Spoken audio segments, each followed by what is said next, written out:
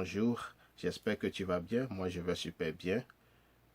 Voilà que je suis encore là pour aborder ce sujet sur la création d'une association. Donc, les deux vidéos précédentes, j'avais parlé, la première partie, j'avais parlé de l'introduction et puis après, j'ai parlé de comment choisir les membres du bureau. Donc, aujourd'hui, je vais aborder ou bien parler maintenant de comment tu vas faire maintenant pour enregistrer ton association. Parce que tu ne peux pas commencer à travailler sans que ton association ne soit enregistrée au niveau du gouvernement. Donc, chaque pays est différent. Dans chaque pays, c'est différent là où il faut aller pour enregistrer son association. Donc, deuxième partie dans la deuxième partie de mon vidéo sur la création d'une association, j'avais pour conclure en disant que le président vraiment a un grand rôle à jouer. Celui-là qui a la vision, toi qui as la vision, toi qui veux créer ton association, vraiment tu as un très grand rôle à jouer. Donc, il faut que tu sois travailleur, il faut que tu aimes le travail, parce que si tu n'aimes pas le travail, l'association ne peut pas avancer, ne peut pas vraiment évoluer. Donc, aussi, il faut savoir aussi les gens que tu dois approcher, comment approcher des gens. Donc, je ne vais pas parler de ça. Donc, il faut cette vidéo, cette troisième partie, juste dédiée à parler de comment vraiment enregistrer ton association, comment le statut, qu'est-ce qu'il doit y avoir dans ton statut, parce que il faut savoir aussi comment réduire le statut, tout ça là. Donc, je vais parler de ça. Donc, si tu as raté mes deux vidéos précédentes, donc je t'encourage à pouvoir aller les regarder. Là, bon, tu vas comprendre et saisir ce que je suis en train de dire. Donc, je crois que tu vas aller, tu vas regarder ces deux précédentes vidéos. Je parle plus précisément d'une association humanitaire, une association humanitaire qui a pour but d'assister les populations les plus démunies. Donc, voilà, c'est de ça que je suis en train de parler. Parce qu'aujourd'hui, dans nos pays, dans nos villages et partout, il y a des problèmes à résoudre. Et il faut que des gens s'organisent, il faut que des gens viennent pour pouvoir aider le gouvernement dans ce qu'il est en train de faire déjà dans nos pays, dans nos communautés, dans nos villages. Donc, c'est une association humanitaire, c'est de ça que je parle. Donc, pour créer une association humanitaire, donc, il faut, vous savez, quand tu as la vision, et tu parles aux gens, et tes amis et tout, et donc, il faut les rassembler. Et lorsque vous êtes rassemblés maintenant, c'est à ce temps que vous pouvez maintenant décider, voir comment vous pouvez constituer l'équipe. Donc, ça dépend. Lorsque nous, on avait créé notre association en temps au Togo, voilà, on était 7 dans le bureau. Donc, lorsqu'on était venu à la réunion, au début, il n'y a rien, il n'y a pas personne. Bien sûr que c'est quelqu'un qui a l'idée, c'est quelqu'un qui veut vraiment lutter contre une cause, travailler avec les enfants démunis, les enfants de la rue en organisant des clubs. Donc lorsqu'on était là, on était venu, on était rassemblés chez lui. On a parlé chez lui à la maison. Après, on a convoqué une réunion et puis on a parlé aux amis, les gens qu'on connaisse bien, des gens aussi qui veulent vraiment travailler parce qu'on ne c'est pas tout le monde qu'on doit faire venir travailler dans une association ou bien mobiliser. Donc, lorsque on était venu, ce qu'on a fait, donc on a vu, on a parlé, voilà notre frère, l'ami qui qui a la vision ou bien qui veut vraiment lancer l'association. Donc, il nous a parlé long à large de ce qu'il veut faire, de ce qui brûle dans son cœur. Et puis, d'abord, il faut que nous qui sommes là, on soit aussi d'accord pour l'accompagner ou bien qu'on puisse ensemble venir avec nos idées pour lutter contre cette cause. Donc, on a parlé, on a discuté et là, bon, en même temps, à cette réunion, on a vu, bon, qui peut faire ceci, qui peut faire cela, parce que, bon, il faut qu'on commence, parce que si on remet, on ne peut pas aussi remettre demain quelque chose qu'on peut faire aujourd'hui ou bien maintenant. Donc, en même temps, lui, il a dit, bon, il va falloir que quelqu'un soit à la tête, celui qui a déjà la vision. Il ne s'est pas dit que c'est moi qui serai le président. Peut-être que tu peux avoir la vision, mais quelqu'un d'autre peut être le président, tu peux être autre chose aussi. Donc, il a dit, bon, ok, qu'est-ce qu'on pense?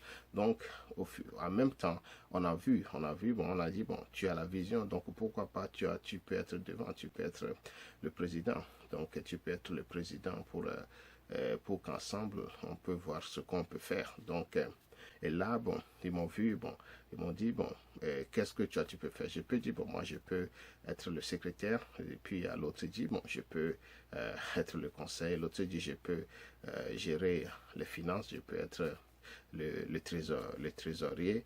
Et puis aussi, une femme, il y a une fille aussi qui est là. Et puis, bon, elle dit, bon, elle peut être aussi une secrétaire, la secrétaire adjointe. Donc, puis, c'est comme ça. Donc, en même temps, il a pris notre, le président a pris note de nos idées, de ce que tout le monde veut vraiment faire dans l'association.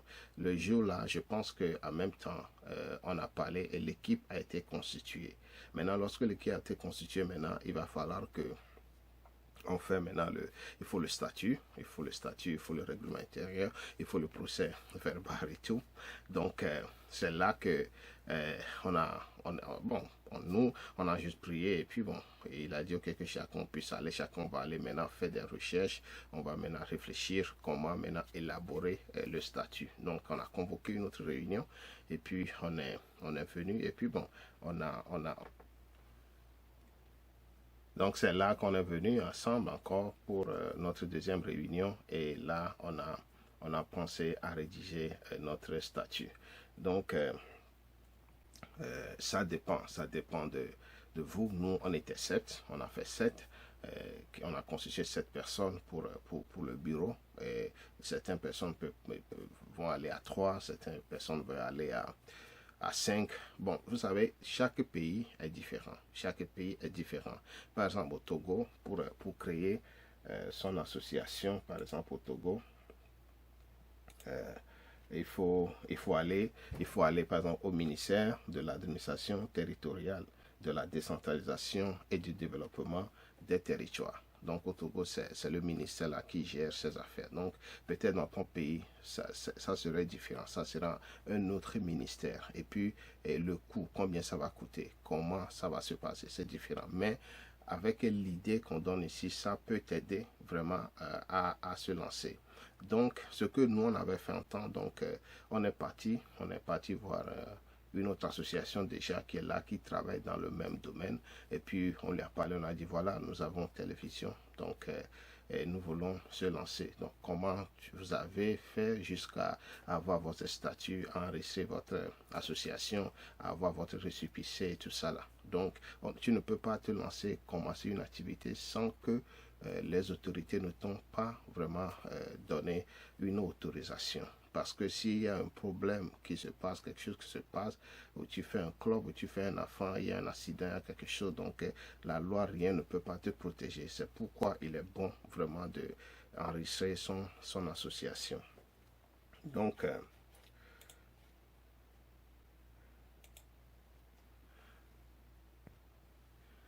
ok.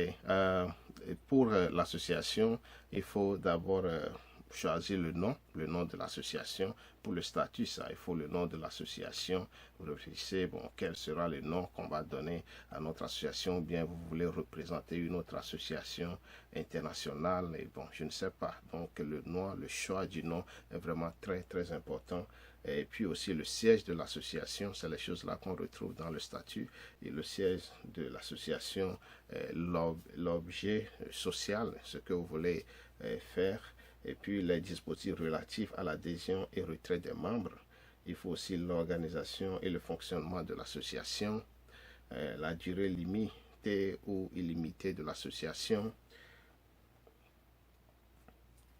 les conditions de modification des statuts et de dissolution de l'association. Donc, c'est quelques de ces éléments qu'on retrouve dans, le, dans, le, dans le statut. Il faut la devise, si tu ne sais pas comment tu vas écrire vraiment un statut, quelque chose, moi je vais juste conseiller d'aller sur Google. Bon, il y a beaucoup de choses sur Internet aujourd'hui.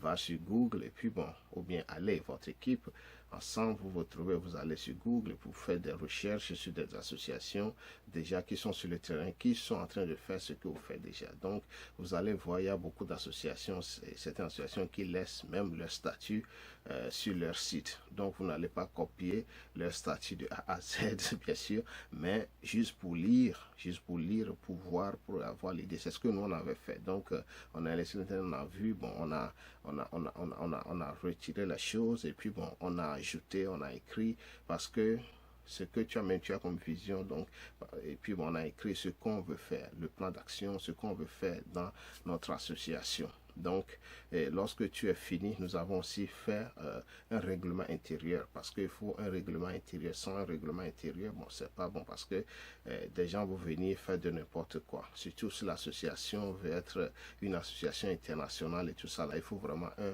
règlement intérieur qui définit les paramètres, qui définit vraiment le comportement de chaque individu qui est dans l'association. Et aussi le procès verbal. Donc, par la suite, il faut aussi un procès verbal. Donc, le jour que vous avez fait votre peut-être deuxième réunion, votre réunion, donc le nom de toutes personnes qui sont dans le bureau avec leur fonction ou bien bon, leur poste, ce qu'ils font, et puis leur signature, signe et tout, et accompagné du statut, accompagné de notre règlement intérieur et tout. Et nous, on est parti, on a déposé au ministère. Donc, va falloir, bon, le ministère, lui, chez nous, ils vont lire, ils lisent de A à Z. S'il y a des corrections, ils corrigent. S'il y a des choses à ne pas dire, ils soulignent. Ils font toutes les corrections et puis on est reparti et puis on a encore refait, on est retourné. Et là, bon, le statut maintenant est accepté. Maintenant, c'est accepté maintenant, donc il faut payer les frais et tout. Et bon, on a payé les frais et puis on a attendu un peu. Et puis, on a eu le récépissé. Donc, et puis bon, c'est pas difficile, mais il faut se lever, il faut se donner pour pouvoir le faire. C'est pourquoi je dis qu'il faut que le président soit un motivateur. Le président doit avoir tous les caractéristiques. Donc, il faut être un développeur concepteur, il faut être exécutant. Un président doit avoir beaucoup en lui pour pouvoir vraiment accompagner ou bien accompagner les autres en les motivant pour que vous puissiez atteindre vos objectifs. Je pense que c'est de ça que je voulais encore parler aujourd'hui pour cette troisième partie de ma vidéo consacrée à la création d'une association. Pour moi, je pense que ça t'a aidé. Pour moi, c'est des petits conseils que je t'ai donnés sur des expériences personnelles, sur ce que nous, on a déjà fait. Donc, je pense que ça va t'aider et puis tu vas aller loin. Mais s'il y a quelque chose encore tu veux savoir et connaître, s'il te plaît, il faut juste laisser un commentaire en bas de la vidéo. Et puis bon, je serai très ravi de t'aider ou bien même si c'est possible, même avec le statut d'une association, comment rédiger et tout ça là. Donc, je serai très ravi de t'aider ou bien de t'envoyer même quelque chose bon, qui peut t'aider parce que nous voulons ensemble aider l'humanité, aider nos frères, nos sœurs nos parents dans les villages et tout ça là, pour que bon, ils puissent avoir aussi des conditions meilleures. Donc on est là pour accompagner, pour aider, pour que chaque personne qui a ce désir, cette volonté pour créer une association puisse le faire pour pouvoir vraiment aider les gens. Donc je pense que je vais arrêter cette vidéo aussi et puis je vais prochainement parler maintenant de la recherche des partenaires, des finances, comment faire pour vraiment donner vie à l'association. Donc les vidéos qui vont se suivre, je vais vraiment parler de ça. Donc je ne vais pas t'obliger à t'abonner. Si tu le veux, si tu trouves ça bon, t'abonner et puis activer la cloche de notification, ça va t'aider à ne pas rater vraiment mes prochaines vidéos. Ça serait très intéressant et puis je crois que ça va t'aider. Vraiment, merci beaucoup de m'avoir suivi jusqu'ici.